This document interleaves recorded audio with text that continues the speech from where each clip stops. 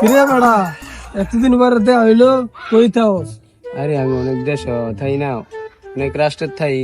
কোনো সময় সিঙ্গাপুর জায়গা, কোনো সময় মালয়েশিয়া জায়গা, কোনো সময় ইটালি জায়গা। আরে আবার কয়দিন আগে না দুবাইতে শেখের ফোন দিল, তাই কয়দিন পরে আবার দুবাই যেতেছি গা। কিরে তোর খবর কি? হ্যাঁ, এত জায়গা ঘুরে আমার তো কিছু কোন লাগবো। রাখ। আরে বেড়া, আমি তো থাই দূর দূরান্ত দেশ।